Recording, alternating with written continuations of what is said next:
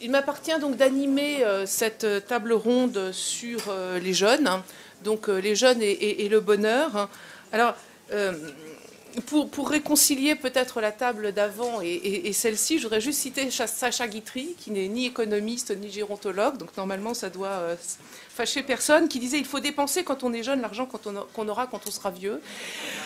Et ceci dit, Sacha Guitry confondait manifestement les effets d'âge et de génération, pour prendre probablement ce que dirait André Masson, puisque en fait on se demande si sur les générations auxquelles on a affaire, les jeunes peuvent vraiment dépenser l'argent qu'ils auront quand ils seront vieux, et ce qui est quand même probablement un problème. Alors je vais passer la parole aux trois intervenants, alors dans un ordre oui, enfin voilà. Bruno Crépon, je commence de gauche à droite.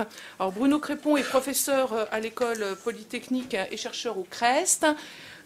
Claude Sebel est inspecteur général honoraire de l'INSEE. Il tient à l'honoraire. Jacques Pelletan est maître de conférence à l'université Paris 8 et chercheur associé à la chaire Transition démographique. Alors, juste pour introduire un tout petit peu la table ronde, vous avez chacun 10 minutes. Est-ce qu'au passage, vous pourrez nous dire ce que c'est qu'un jeune ? Parce que j'ai beaucoup réfléchi en arrivant et je me suis vraiment demandé... Alors, en fait, l'INSEE, je parle sous le contrôle de mon voisin de gauche, dit que c'est moins de 30 ans. Mais ça peut aller jusqu'à 40, hein, comme dans les chambres professionnelles ou pour le prix du jeune économiste, d'ailleurs. Je parle là sous le contrôle de Jean Hervé. Et le problème, c'est qu'au XVIIIe siècle, l'espérance de vie, c'était 27 ans. Donc, du coup, on voit que les vieux d'hier sont les jeunes, les très jeunes d'aujourd'hui. Donc, on peut un peu confondre, toujours effet d'âge et de génération, d'ailleurs. Et donc, voilà. Alors, ce que j'ai trouvé également comme définition, c'est qu'un jeune, c'était quelqu'un qui n'était pas autosuffisant, c'est-à-dire qui n'avait pas son logement, par exemple, son revenu. Donc, est-ce que ça suggère que les jeunes Italiens sont plus vieux que les jeunes Français ?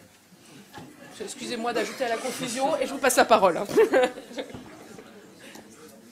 Oui, en fait, j'ai l'impression qu'il y aurait plusieurs réponses. En première approximation, est jeune celui qui est plus jeune que moi. Le problème, c'est qu'il y a des gens d'âge différents qui répondent comme ça, donc on n'a pas de réel consensus. Pour ce qu'évoquait Jean-Pierre Wilmer, justement, la tripartition des âges de la vie, avant, c'était facile finalement. Était jeune celui qui n'avait pas encore commencé à travailler. Ensuite, c'était l'âge moyen. Et puis ensuite, on était vieux quand on avait arrêté de travailler. Aujourd'hui, c'est des espaces beaucoup plus perméables. Néanmoins, au sein de la chaire, on a essayé de faire des scénarios très clivés de croissance. Le scénario que je présente, qui est aussi un scénario en discussion, qui n'est pas complètement finalisé, c'est un scénario qui s'appelle la nouvelle vague, qui correspond d'ailleurs à une époque de cinéma qui est plutôt celle des vieux baby-boomers que celle de la nouvelle vague. Et dans ce cas, dans ce scénario de la nouvelle vague, en fait, et pour les différents scénarios, on s'est donné 3 variables clés à l'aune desquelles juger un peu les scénarios: la productivité, le niveau d'activité des seniors, c'est-à-dire des 55-65 ans, on va dire, et puis le niveau de chômage des jeunes, on pourrait dire les moins de 30 ans ou les moins de 25 ans. De toute façon, la situation n'est pas forcément meilleure pour l'une que pour l'autre. Et pour ça, on a identifié quelques variables de commande à partir desquelles on peut agir sur les 4 marchés sur lesquels Alain a déjà dit un mot. Et là, ce que je vais montrer, c'est qu'il y a à la fois une légitimité pour agir sur les 4 marchés et montrer qu'il y a quelques modalités pour agir sur les 4 marchés. Donc déjà, marché des biens et services. En fait, il y a une légitimité à agir dessus parce que chaque génération a eu son nouveau projet, son nouveau secteur de rêve. Ça a pu être le nucléaire, ça a pu être le TGV, ça a pu être l'informatique, Internet. Et aujourd'hui, sur les nouveaux projets, je me demande s'il y a des secteurs dans lesquels on investit très, très fortement. Alors, il y a une modification de la structure de la demande, qui est liée à la déformation des âges, qui est légère. On parle peut-être plus de sécurité aujourd'hui que durant les 30 Glorieuses. Mais il n'y a pas forcément de déformation de la structure de production avec de très nouveaux secteurs dans lesquels on investit massivement. Donc légitimité à investir dans entre guillemets, des secteurs de jeunes. Deuxième aspect qui est essentiel, légitimité à investir envers les jeunes pour le marché des biens et services collectifs. Et 3 aspects qui vont nécessiter sans doute une profonde réallocation des ressources, c'est le logement, la santé et l'éducation. Le logement, il y a en Ile-de-France environ 3% des étudiants qui ont un logement de type universitaire. Et pour les autres, c'est bien souvent une galère pour se loger, et ça a une répercussion très forte sur la réussite des études. C'est la santé aussi, notamment, il y avait Guillaume Sarkozy qui intervenait ce matin avec une augmentation sans doute des mutuelles et des complémentaires qui peut avoir une répercussion forte sur la santé des plus jeunes. Et puis c'est l'éducation. Et quand on regarde ce qui s'est passé, par exemple, sur l'éducation supérieure, mais aussi pour des jeunes qui sortaient sans diplôme sur les 10 dernières années, on voit deux taux, sans qu'il y ait d'angoisse totale, mais on voit deux taux qui stagnent. C'est le taux de diplômés du supérieur, qui depuis 10 à 15 ans stagne autour de 40%, et puis le taux de jeunes sortant du système éducatif sans diplôme, qui depuis là encore 10 à 15 ans stagne entre quasiment à 20%. Et si on regarde un petit peu ce qui se passe au niveau de l'OCDE, on se rend compte que, évidemment, parmi les actifs, le taux de diplômés augmente. Mais c'est lié à un remplacement de populations plus jeunes qui vont remplacer des populations plus âgées. Si vous avez des cohortes diplômés du supérieur à 10% qui meurent et remplacés par des jeunes qui arrivent sur le marché du travail diplômés à 40%, il va y avoir une augmentation du taux moyen de diplômés. Néanmoins, ça se passe quasiment dans tous les pays. Et on est l'un des pays de l'OCDE pour lequel ce taux de diplômés du supérieur au sein des actifs évolue le moins vite, alors que du fait du grand nombre de jeunes qui arrivent sur le marché du travail, on devrait évoluer finalement plus vite que les autres. Donc ça vient d'une stagnation des diplômés du supérieur.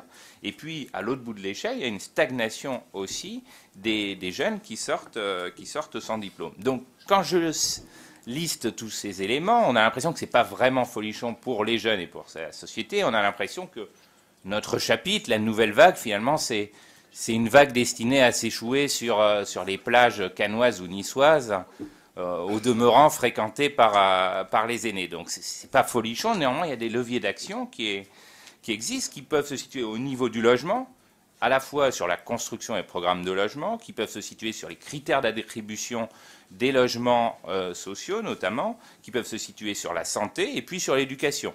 Essayer d'atteindre entre 50 et 60% de diplômés du supérieur, ce qui suppose d'investir sur tous les âges, dès le plus jeune âge, ensuite dans l'aide aux devoirs, ensuite lors des études universitaires pour éviter d'avoir des populations qui, dans certaines universités, comme la mienne par exemple, travaillent à 60 ou 70% à l'extérieur.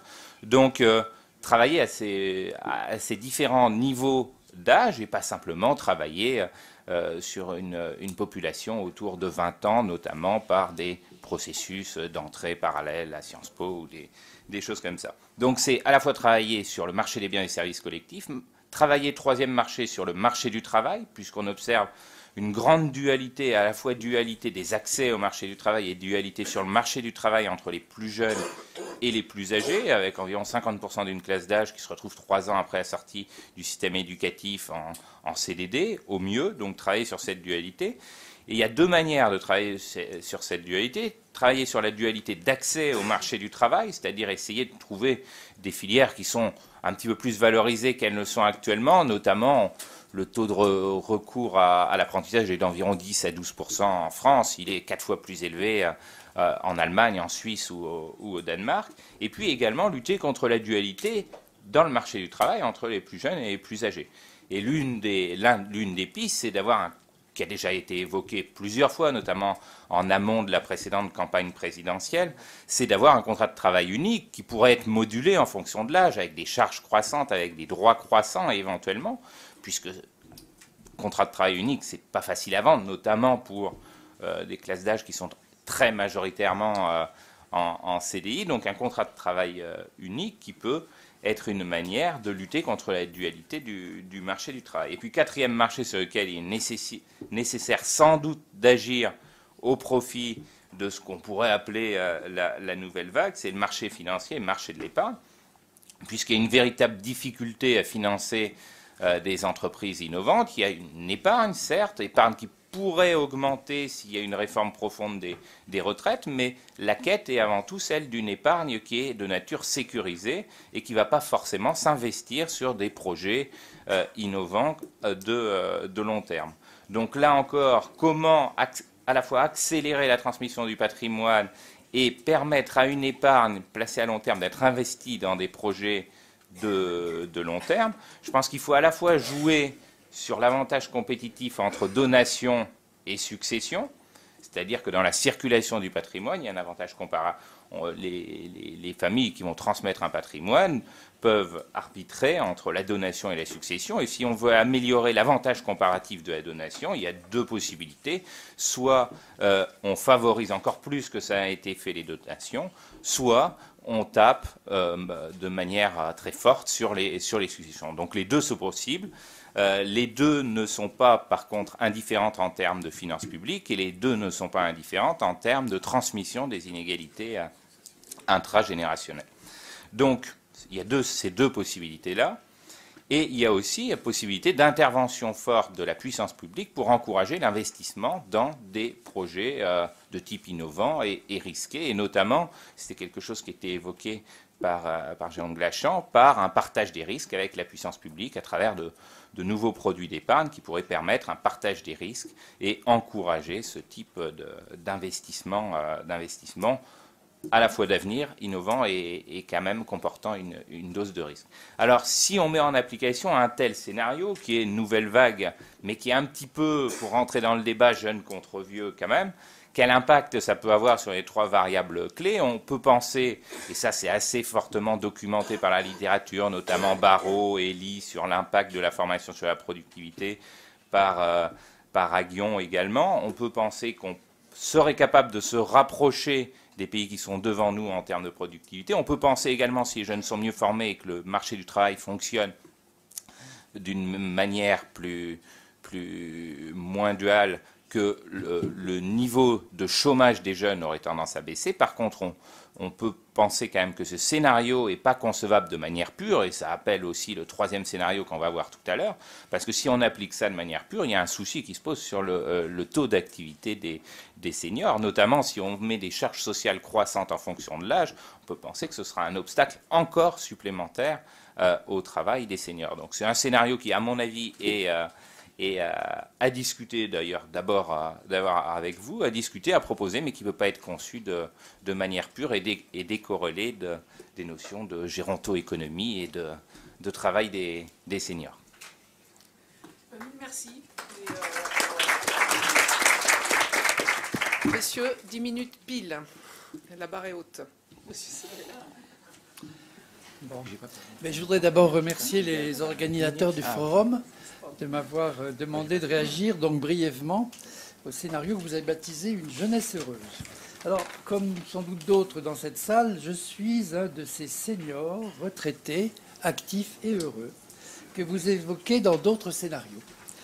En fait, je me fais ici l'effet d'être un grand-père qui porte un regard attendri mais lucide sur ce qui peut arriver de mieux à mes enfants. Je ne sais pas si mon point de vue serait partagé par un jeune homme ou une jeune fille qu'on trouve dans des écoles de la seconde chance ou qu'on trouve dans ce que les systèmes éducatifs appellent les décrocheurs, que l'on a beaucoup de mal à retrouver. Alors, une des premières propositions que je ferai à la chaire, ce serait d'essayer de valider ce scénario par des enquêtes directes auprès de jeunes, avec une large palette de situations, des mieux dotés aux plus fragiles. Bon, quels sont les besoins exprimés par ces jeunes? Quelles sont leurs attentes? Quelles sont les actions? Par-delà les discours, parce qu'il y a vraiment beaucoup de discours et pas toujours beaucoup d'actions. Alors pour moi, ce scénario aurait pu s'appeler celui des exigences intergénérationnelles. Parce qu'en fait, il met l'accent, pour toutes les dimensions pertinentes, sur les devoirs qui incombent dans une société humaine aux générations les plus anciennes par rapport à celles qui leur succèdent. Bon, ce que Jacques Pelletan appelle la nouvelle vague. Bon, naturellement, le scénario n'évoque pas le poids de la dette, mais nous savons que c'est actuellement peut-être une des exigences intergénérationnelles parmi les plus importantes. Alors j'ai peur de vous mettre en porte-à-faux sur 2 points. 1, je n'ai pas de PowerPoint parce que ça m'agace. Et 2, je me suis très référé aux propositions du scénario et peut-être que vous ne les avez pas lues. Alors, vous m'excuserez, mais je crois que c'était plutôt leur rendre service en se calant sur ce qui... Donc, je ne vais pas parler de toutes les propositions. Je vais m'intéresser à celle sur laquelle j'ai un peu réfléchi, celle sur laquelle je travaille actuellement. Je suis lancé dans une entreprise stupide, à peu près folle, qui est d'essayer de réfléchir sur la lutte contre le grand échec scolaire. Donc je ne vais pas parler du logement, je ne vais pas parler de la santé, parce que je ne maîtrise pas ça suffisamment. Alors, en ce qui concerne les politiques d'insertion dans l'emploi, qui est un élément important du scénario, il me semble que vous devez être très prudent sur ces actions parce qu'elles ont toutes des effets d'aubaine très importants. Et donc nous savons, par les travaux qui avaient été menés par la DARES dans les années 90, que la plupart des politiques qui ont été ciblées sur les jeunes, le plan Barre, le plan Fillon, enfin tout ce que vous pouvez imaginer, ça a des effets d'aubaine à peu près 80 à 90% d'effets d'aubaine et 10% d'effets nets positifs. Donc ce sont des politiques très coûteuses, peu efficaces. Et donc, moi, personnellement, je pense qu'il faut que vous passiez à cette moulinette. Bon, le spécialiste qui, malheureusement, n'est plus dans ce domaine-là actuellement, c'est Alain Gubian, qui a été l'auteur des 40 ans de politique d'emploi. Et je pense que ce serait intéressant que la chaire se rapproche de lui. Bon, deuxième... un exemple, vous prenez l'allocation d'autonomie qui a été pratiquement travaillée depuis une quinzaine d'années. C'était à l'époque dans le cadre du plan. Moi, personnellement, j'y crois pas du tout. Je pense qu'il y a des effets d'aubaine gigantesques, aussi bien du côté des jeunes, mais surtout de leurs familles. Et que vous l'avez évacué, j'ai pas très bien compris pourquoi. Il y a un réel besoin de renforcement des bourses dans le supérieur et dans l'enseignement professionnel. D'autant que les universités, compte tenu de leurs difficultés financières, vont être certainement obligées de relever leurs droits d'inscription. Et il est nécessaire de compenser ces relèvements auprès des familles, pour les familles et les étudiants revenus les plus faibles. Donc, je n'ai pas évidemment les mêmes objections sur tout ce qui concerne le développement de l'apprentissage et notamment toutes les formes d'alternance. Il est quand même curieux qu'actuellement, les CAP et les BEP ne soient pas des formations en alternance. Alors je sais qu'il faudrait 620 000 stages, c'est beaucoup. Il faudrait convaincre un nombre considérable d'entreprises, mais je pense que c'est une orientation qui serait tout à fait intéressante, qui c'est pas de l'apprentissage, mais c'est une formation en alternance. Alors je vais partir de vos propositions sur les projets de nouvelle vague. Bon, il me semble essentiel, avec les dimensions familiales et collectives que je viens d'évoquer. En fait, si nous n'y prenons garde, et on trouve ça dans le texte Les générations à vivre, eh bien, de plus en plus de familles seront à 4 générations. Là, je ne suis pas du tout à l'heure ce qu'a dit Jean-Michel. Je pense que nous sommes devant un passage de famille à 4 générations. Bon, on en discutera après. Et donc, le risque, c'est que si nous avons des mécanismes de succession, ils vont de plus en plus aller vers des plus de 60 ans. Et donc, il est indispensable, c'est ce que vous dites dans votre scénario, c'est la proposition 10, de durcir les droits de succession au-delà des allégements récents et de favoriser les donations, y compris vers les enfants et les petits-enfants.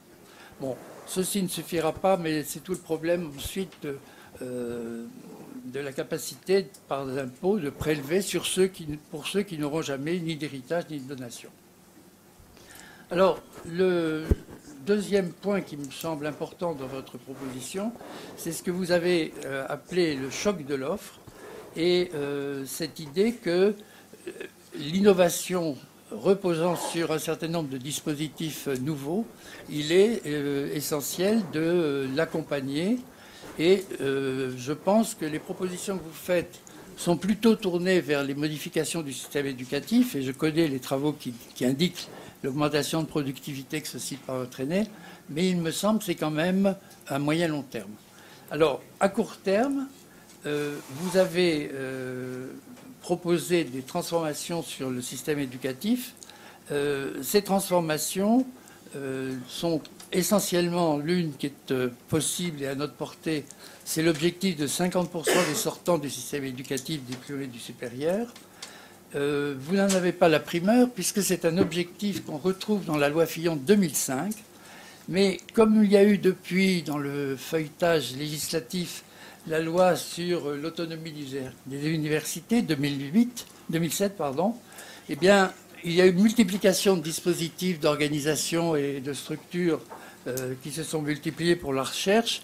Et je ne suis pas sûr que l'objectif de la loi Fillon 50% de diplômés du supérieur se soit vraiment mis en place. Donc c'est un point qu'il faudra peut-être regarder plus tard. Alors par contre, c'est vrai que nous constatons, malgré les discours officiels, les objectifs et les engagements de M. Darcos, etc., que nous avons toujours entre 15 et 20% d'une génération qui sort sans diplôme sur le marché du travail. Et vous y répondez par un objectif qui, à mon avis, a très peu de chances de se mettre en place, qui est l'objectif qu'il n'y ait que 5% de la génération qui n'ait pas de diplôme.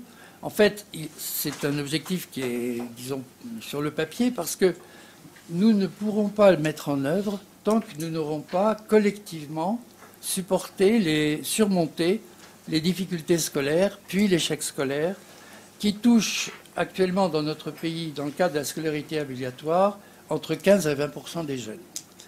Alors, sur ce thème-là, les rapports et les lois se sont multipliés, se sont succédés. Ils ont tous un consensus pratiquement identique. Au Conseil de l'éducation, Cour des comptes, Conseil économique et social plus récent. Les difficultés scolaires sont précoces. Elles sont intensifiées par le redoublement. Elles sont difficilement réversibles parce qu'elles s'accentuent, au lieu de se résorber, au cours de la scolarité obligatoire. Les difficultés qui sont en fin d'école sont encore accrues en fin de collège. Enfin, elles affectent les enfants des milieux populaires, ceux dont la famille est le plus éloignée de l'école, ou plutôt le langage des familles le plus éloigné du langage de l'école. Alors, c'est à l'école primaire que tout se joue, en particulier lors du cycle des apprentissages, grande section de maternelle CP-CE1, mais la position de ces élèves plus fragiles doit être consolidée tout au long de la scolarité obligatoire, alors qu'actuellement, on observe pour beaucoup, et par beaucoup d'entre eux, un rejet de l'école. Vous allez en retrouver beaucoup dans ce qu'on appelle maintenant les décrocheurs, et ceux dont le CEREC nous dit que leur insertion professionnelle est calamiteuse. Alors, le système éducatif a en main une partie des outils nécessaires pour résoudre le problème. Mais la conviction des acteurs est incertaine. Elle est même, dans certains cas, sceptique. Les volontés de changement des responsables est faible et aléatoire, par-delà des mots et des discours officiels extrêmement mobilisés. Donc, créer un consensus sur les solutions, et pas seulement sur le diagnostic, est essentiel, et c'est donc là-dessus qu'actuellement je travaille. Il faut partir d'une définition précise du travail de l'enseignant. Je me situe à l'école primaire. Ce que je vous dis n'est sans doute pas valable, peut être transposé, mais pas valable pour le collège. En réalité, le travail de l'enseignant est quasi totalement décentralisé dans sa classe. Et donc, pour la période qui nous importe, celle des premiers apprentissages, l'enseignant est un médiateur incontournable de la maîtrise progressive de la parole et de l'écrit de tous les enfants qui lui sont confiés.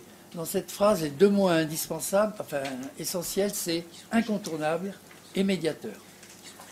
Alors, en fait, pour réussir l'enjeu d'une prise en charge positive de tous les élèves, l'enseignant doit acquérir une solide conviction que la réussite de tous est possible, ce qui actuellement il n'a sans doute pas. Il doit évidemment connaître ses élèves avec toutes leurs dimensions, positives et négatives, mais surtout, il doit maîtriser tous les aspects d'une pédagogie en milieu scolaire hétérogène. Et c'était une des propositions principales du rapport de Claude Tello. Oui, j'ai fini. Donc, concrètement, la loi Fillon de 2005, sur le socle commun des connaissances et des compétences, nous donne un levier essentiel pour établir cette pédagogie en milieu scolaire hétérogène, parce qu'il va substituer au classement successif des élèves, moyen, fort, faible, il va lui substituer une cible commune par rapport à laquelle chaque élève pourra se situer et progresser. Il y a déjà des expériences très positives dans de nombreuses écoles, mais la diffusion des bonnes pratiques, la capitalisation des expériences est extrêmement faible, je pense, faute de volonté politique. C'est donc cet enjeu politique que nous avons devant nous, et je comprends bien que le scénario ne puisse pas le traiter, En fait, c'est beaucoup plus exigeant que de bâtir un réseau d'autoroutes ou de TGV. Je n'ose pas dire un réseau de centrales nucléaires parce que je me ferais tuer.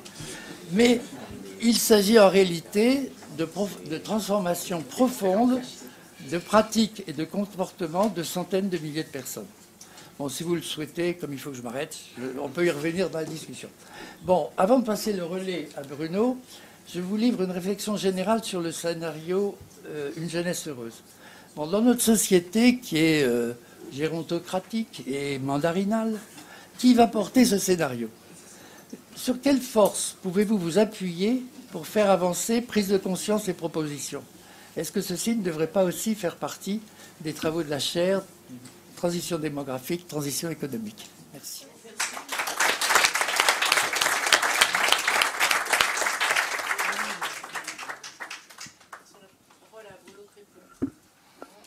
Alors ça marche, suite parler quoi. Parfait. Donc merci beaucoup de m'avoir invité. Alors moi je ne suis pas du tout un macroéconomiste. Je vais vous parler de ce que l'on fait actuellement pour évaluer l'ensemble des programmes de lutte contre la pauvreté. Donc le thème c'est une jeunesse heureuse. Et alors on peut commencer par peut-être lister les thèmes de réjouissance. Alors les thèmes de réjouissance, donc il y a le décrochage scolaire, les difficultés d'entrée en alternance et la rupture des contrats en alternance, il y a les difficultés d'orientation, il y a l'insertion professionnelle et l'abandon des programmes d'insertion par les jeunes. Il y a aussi les conditions d'emploi, donc quel type de contrat de travail. Donc un CDD de 6 mois, c'est considéré comme la panacée. Les difficultés aussi dans un autre thème d'accès au logement, les questions de mobilité, la santé et les comportements à risque des jeunes. Finalement, au cocktail des thèmes de réjouissance, pour une partie de la population, il faut franchir un grand nombre d'obstacles pour pouvoir s'intégrer harmonieusement dans la société. Alors, une fois qu'on a listé tous ces thèmes de réjouissance, il y a la recette du bonheur. Alors, la recette du bonheur, ce n'est pas juste une recette. L'idée générale, c'est qu'il y a beaucoup de solutions potentielles et que ce ne sont pas les idées qui manquent.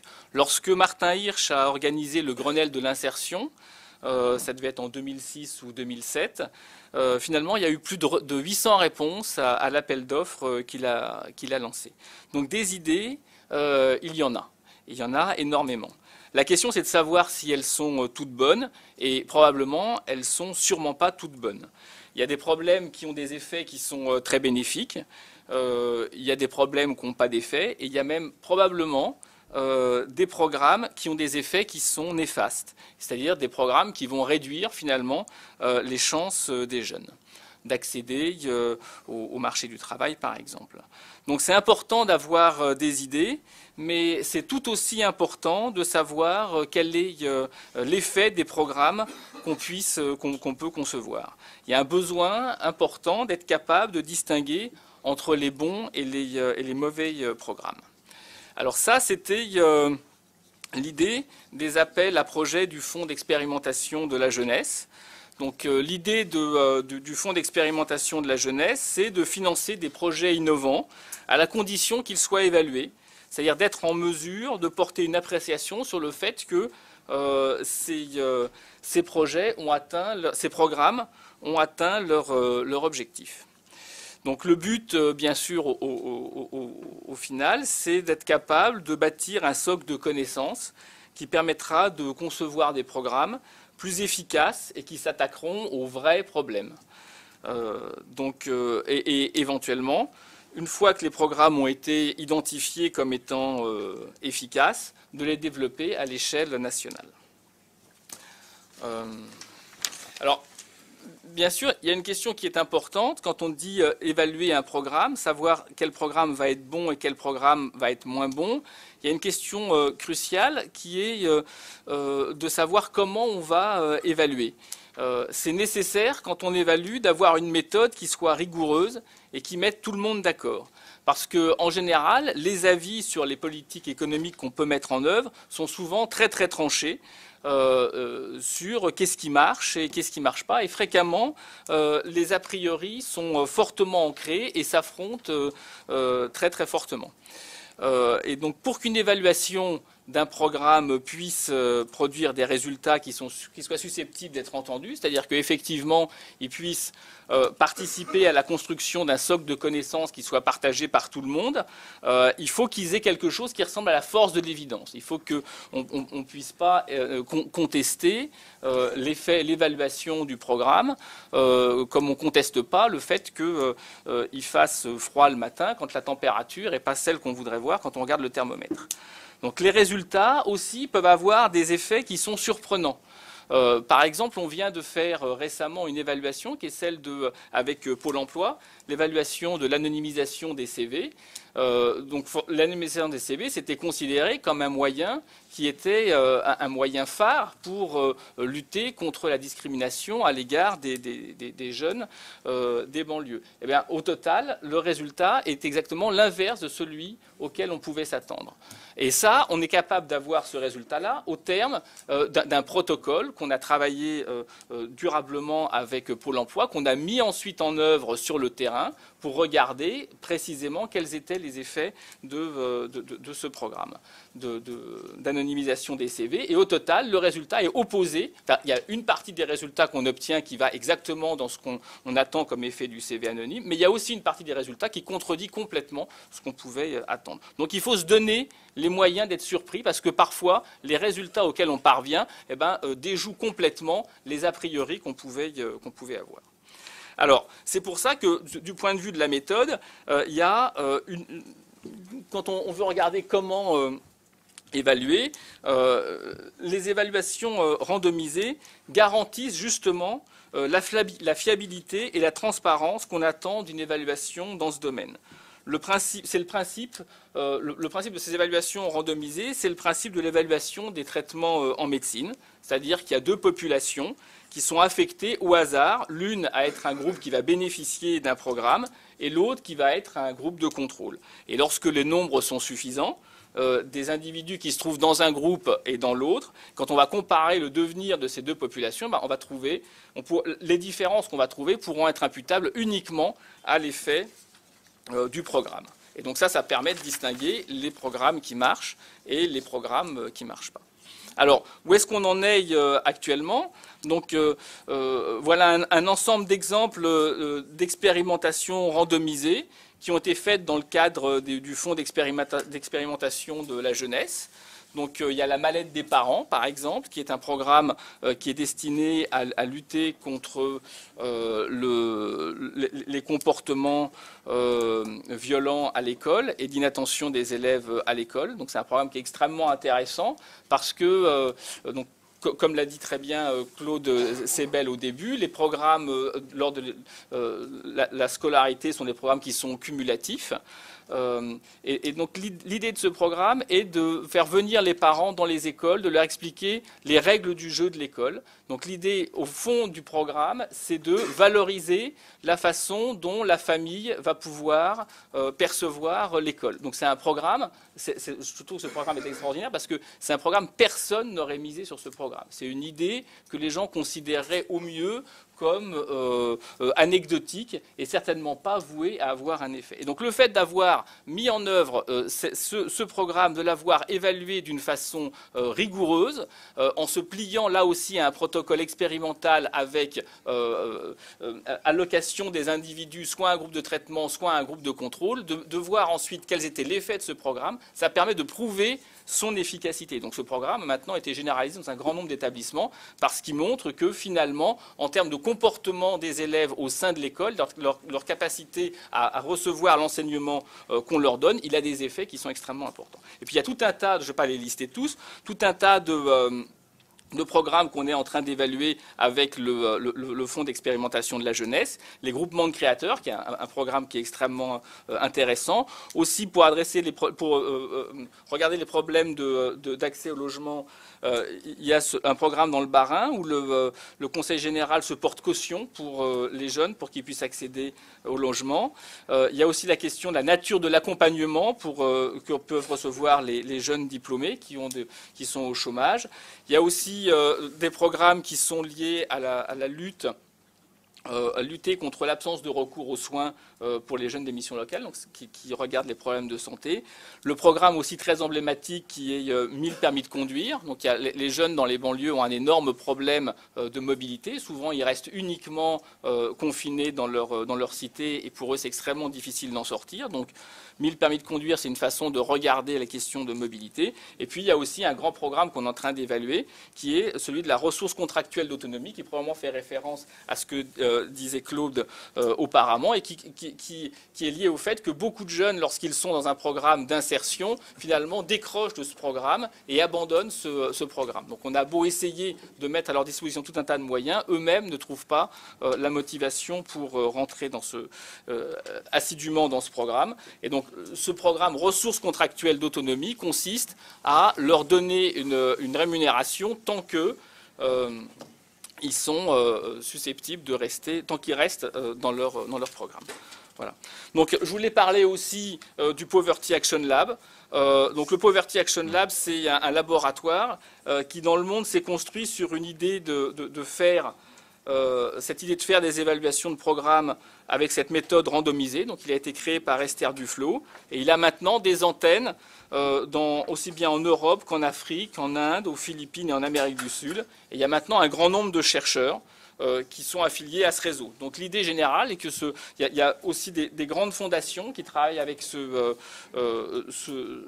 centre de recherche, et parce qu'il y a beaucoup de fondations qui sont prêtes à investir dans des programmes de lutte contre la pauvreté, mais à la condition de savoir si, oui ou non, les programmes qu'ils vont financer ont un effet ou pas. Donc, c'est ça l'idée générale de leur participation à ce laboratoire. Et donc pour conclure, on est en train de lancer dans le cadre de ce laboratoire une initiative qu'on a appelée l'initiative pour la jeunesse, et dont le but est, sur le thème de l'insertion des jeunes, de récolter des fonds qui vont permettre de pouvoir à la fois un peu de dupliquer cette idée du fonds d'expérimentation, qui va permettre de financer des programmes d'insertion qui seront liés à des questions qui nous semblent pertinentes concernant l'insertion des jeunes, et ensuite également de les évaluer. Donc il y a 3 grands thèmes qui sont des thèmes qui recoupent ce qu'a dit Claude auparavant, qui portent sur les effets des investissements durant l'enfance, dont on sait que ce sont des investissements qui, en général, sont très utiles, mais il faut en apporter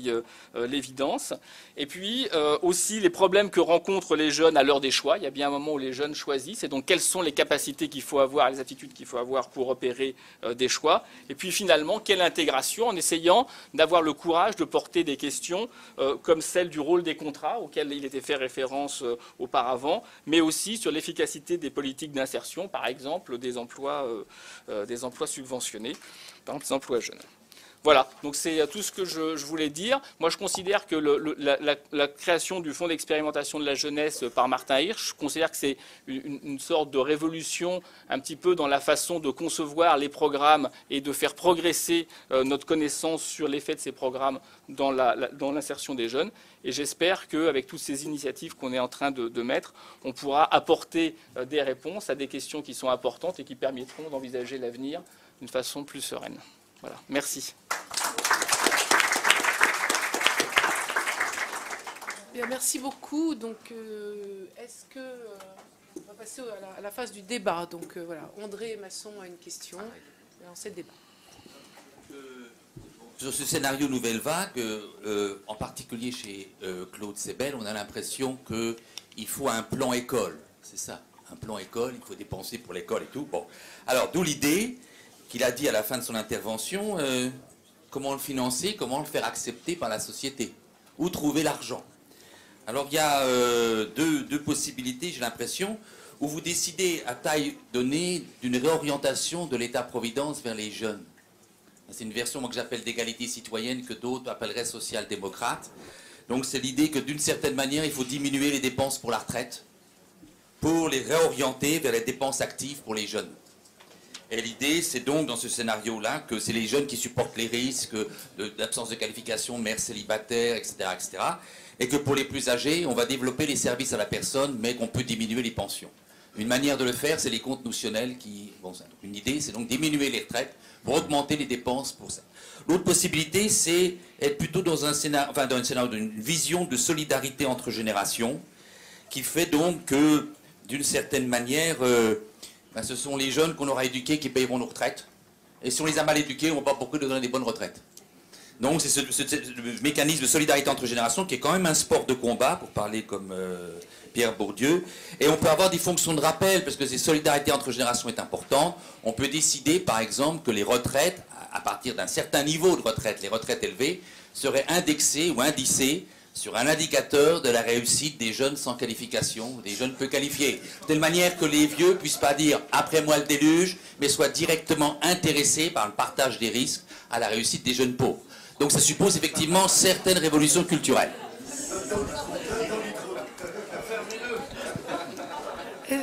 Est-ce que... non, on va prendre... Je propose qu'on capitalise plutôt qu'on répartisse. Et donc je prends la question de monsieur.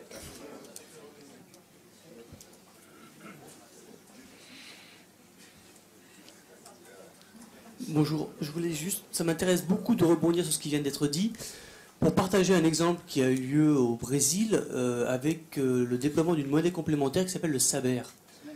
Qui, dans le cadre de cette monnaie, il y avait toute une série de répétiteurs qui, du fait du système éducatif brésilien qui était un petit peu limité en termes de moyens, mettaient en place une monnaie complémentaire qui permettait à des jeunes de 12 ans d'apprendre à des jeunes de 7 ans à lire et à écrire, en leur faisant répéter, parce qu'on sait que l'éducation, c'est un petit peu ça. Et qu'à la suite de ça, le jeune de 7 ans donnait de la monnaie complémentaire à ce jeune de 12, qui lui pouvait se faire répéter ses cours par un jeune de 15 ans, etc., etc., jusqu'à la fin où celui de 18 arrivait avec une espèce de pactole disponible et il pouvait prétendre aller à l'université et sous forme bénéficier d'une bourse de l'État. Et donc on reconnaissait l'engagement citoyen de tous ces jeunes qui du coup ça stimulait une espèce de solidarité intragénérationnelle entre ceux de 7 et jusqu'à 18. Et ces exemples de monnaie complémentaire peuvent aller encore au-delà sur les seniors. On a l'exemple au Japon du Furai Kipu qui a fait ces choses-là. Et il y a plein de projets qui existent comme ça avec les monnaies complémentaires, ce qui fait qu'on stimule des comportements vertueux, des démarches intéressantes et des cercles vertueux sans débourser un seul euro.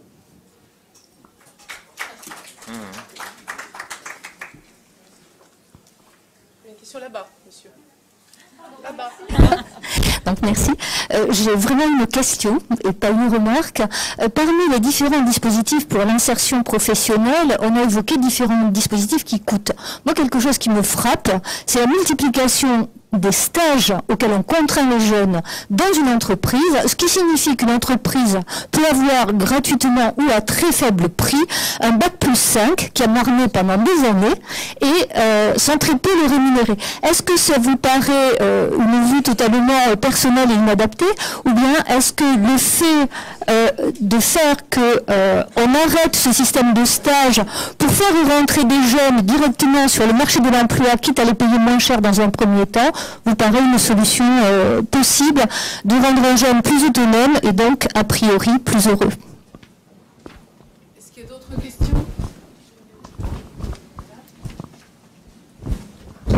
Oui, moi, une question pour Monsieur Crépon à propos de l'évaluation, thème assez central dans votre propos, dans vos propos. Comment de quoi vous voyez être faite la mallette de l'évaluateur entre guillemets, c'est-à-dire quel est selon vous quel profil d'évaluateur en fait? Est-ce qu'il y a un seul et même profil unique, ou est-ce qu'il faut penser l'évaluation à partir d'une posture pluridisciplinaire? Bon.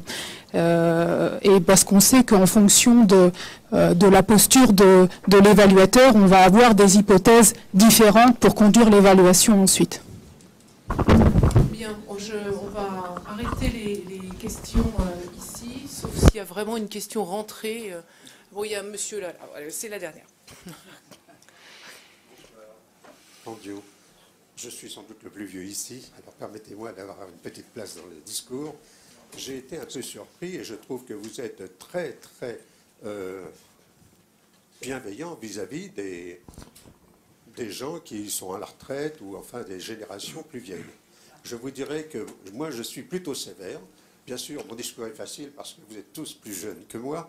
Et quelquefois, quand je suis avec des confrères, enfin, au point de vue âge, je leur dis, écoutez, il ne faut pas confondre routine et expérience. Vous avez des gens qui ont 50 ans de boulot, hein, ils font à la 50e année, plus un jour, ils font la même ânerie que le premier jour de leur formation. C'est pour ça qu'il faut être assez critique. Il ne faut pas l'admettre, ça.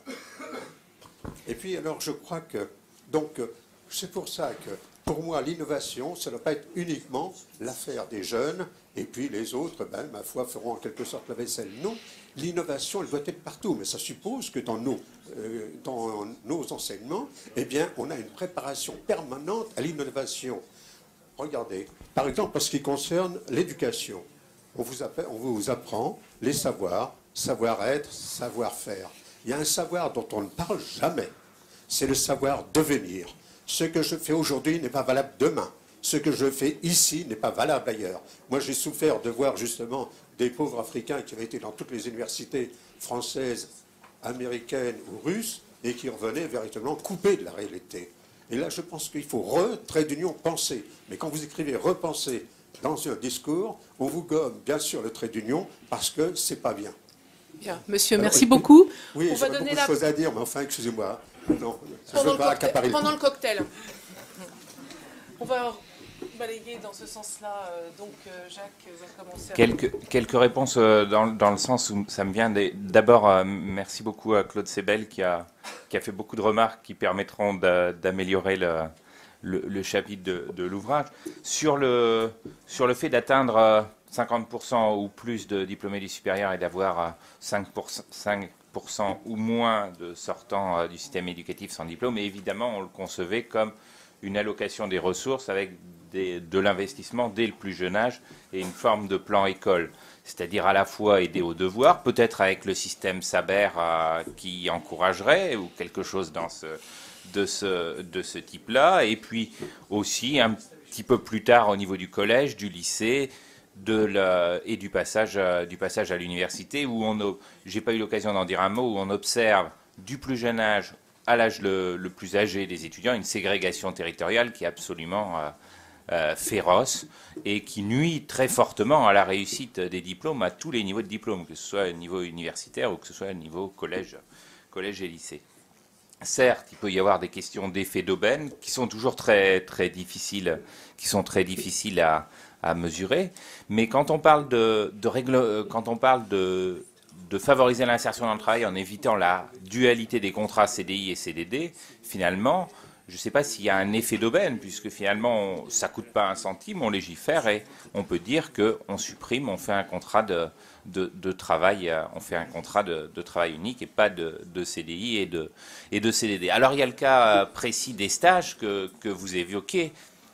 Les stages, c'est compliqué. Même si on supprime la dualité CDI-CDD, on conçoit bien qu'un étudiant qui ne connaît pas forcément très très bien le marché du travail doit aller se rendre compte au moins quelque temps dans une entreprise ce que c'est. Donc, y aller, oui, y aller et voir ce que c'est, oui, mais ce qu'il y a, c'est qu'il y a une dérive depuis quelques années très forte des durées de stage. Aujourd'hui, c'est très difficile de caser un étudiant pour moins de 6 mois de stage. Et c'est souvent de 6 mois à 1 an reconductible, etc. Et ça, c'est assez scandaleux dans la pratique. Et ça, les stages, par exemple, on pourrait penser à interdire les stages de plus de 3 mois. Ça pourrait être une mesure qui est à discuter. Et puis, pour finir, juste un message d'espoir. C'est vrai qu'on est peut-être dans une société mandarinale et effectivement transférer de l'argent vers les jeunes, c'est difficile. Mais le monsieur en est un exemple. C'est qu'en général, les grands-parents ont des petits-enfants qui ne sont pas complètement intéressés uniquement par leur propre sort. Après, il y a des manières de présenter qui peuvent être plus ou moins transparentes. C'est effectivement plus facile de dire qu'on va mettre de l'argent pour les jeunes, comme le fait l'un des candidats principaux, que de dire qu'on va prendre de l'argent sur les retraites ou sur la dépendance. Mais ça suppose d'être un peu malhonnête, effectivement. Merci beaucoup. Avant de passer la parole, je vais abuser honteusement du micro pour dire à madame, il se trouve qu'il y a un groupe de travail en ce moment au ministère de l'Enseignement supérieur sur la professionnalisation des études d'enseignement supérieur, et il se trouve que je préside ce groupe. Et donc je peux juste vous dire, ce que disait mon voisin de droite, c'est qu'on ne va vraiment pas dans le sens d'un abaissement des temps de stage. Oui, mais moi je trouve que ces pratiques sont absolument scandaleuses. Alors je m'excuse de le dire avec cette violence, mais c'est absolument scandaleux de personnes diplômées qui ont eu en plus souvent des formations en alternance avec des stages longs en entreprise et qu'on leur dise allez vous faites un stage. Enfin, c'est scandaleux. Bon, ceci étant, les vieux peuvent se scandaliser, la route tourne. Alors je voudrais revenir sur le problème du financement. Ce que j'ai évoqué, c'était le scénario global. C'était pas le scénario, c'était pas la partie centrée sur la lutte contre l'échec scolaire. Sur la lutte contre l'échec scolaire, puisque c'est un truc dans lequel je bosse actuellement, malheureusement, la réponse en termes de moyens n'est pas pertinente. Et vous avez eu là-dessus un article de Dubé qui était tout à fait intéressant, disant que ça ne sert à rien de recréer des moyens. Ce qu'il faut, c'est changer le regard que les enseignants portent sur leur métier, c'est les professionnaliser, et c'est, si vous voulez, en effet, un plan pour l'école. Mais c'est un plan pour l'école qui ne se concrétise pas avec 100 000 emplois de plus. C'est pas ça le problème. Le problème, vous avez actuellement des choses absolument étonnantes qui se passent dans beaucoup d'écoles en France et en Navarre. Il faut arriver progressivement à ce que ça devienne licite de dire j'entraîne les 24 enfants qui me sont confiés vers la réussite, notamment du socle commun au terme de la scolarité obligatoire, avec les étapes nécessaires. Et en réalité, il faut démarrer sur grande section de maternelle, CP, CE1, se centrer sur cette période-là. Et après, je ne dis pas que le reste viendra par surcroît, mais c'est conviction, professionnalisation. Alors donc, pour répondre à la question sur les stages, moi je n'aurais pas le même point de vue que tout le monde là. Je pense que je prendrais pas le problème par le même du même plan. Bon, peut-être que finalement la question c'est celle de l'hétérogénéité des aptitudes des jeunes lorsqu'ils sortent du système scolaire, et finalement la charge qu'il y a à opérer un tri entre les gens qui les jeunes qui sont prêts à s'insérer sur le marché du travail et ceux qui ont moins de désir et moins de motivation pour le faire, et sur qui doit reposer la charge de faire émerger cette information. Et donc moi je le verrais plutôt dans ce sens-là, et donc du coup je me dirais que ça sert à rien d'interdire, mais que probablement des types d'actions qui seraient intéressantes seraient plutôt des actions qui chercheraient justement à faire émerger beaucoup plus l'information qui est finalement celle que recherchent les entreprises lorsqu'elles enchaînent des jeunes qui font des stages et puis finalement les retraînent, les prennent pas, et c'est plutôt la façon que j'aurais de regarder ces aspects-là. En tout état de cause, je pense que c'est une question qui est effectivement importante, que celle de l'insertion des jeunes sur le marché du travail, le moment où ils vont rentrer sur le marché du travail. Les contrats de travail qui existent sont des contrats qui ne sont pas du tout favorables pour les jeunes, parce que finalement, ils protègent énormément les travailleurs qui sont déjà en place, mais ils les travaillent un petit peu au détriment de ceux qui doivent montrer leurs aptitudes. Donc je prendrais plutôt les choses sous cet angle-là. En tout cas, il y a certainement tout un faisceau d'explications qui sont possibles, et je ne pense pas que juste une interdiction permettrait de répondre. Et qu'au contraire, c'est une question, par exemple, c'est une des questions qu'on a avec Marianne Bertrand pour l'initiative de la jeunesse, et qui certainement nécessite de regarder plus en détail cette question qui est effectivement extrêmement importante. Alors maintenant, c'est quoi le profil de l'évaluateur? Moi, je pense que ce qui est important, c'est d'être capable d'apporter des évidences. Moi, moi, je crois beaucoup à cette méthode d'évaluation randomisée, mais je pense qu'elle se fait souvent de façon très productive en coopération avec des gens qui ont une autre approche. Donc, en particulier, nous, à chaque fois qu'on a fait des évaluations randomisées, il y a toujours eu une équipe qui n'était pas notre équipe, mais qui faisait à côté une démarche plutôt qualitative en allant regarder un petit peu des cas particuliers que les gens détaillaient très très précisément. Donc ça a été en particulier le cas de toutes les évaluations qu'on a fait avec Pôle emploi, parce qu'on en a fait plusieurs, mais c'est aussi le cas de, par exemple, l'évaluation qu'on est en train de faire sur la ressource contractuelle d'autonomie, où le CREDOC s'est associé à nous pour regarder précisément, lorsqu'on va donner cette allocation d'autonomie aux jeunes, qu'est-ce que ça change en pratique. Et je pense qu'il faut un petit peu ces deux aspects-là. Voilà. Bien, écoutez, merci d'avoir tenu les délais. Et puis...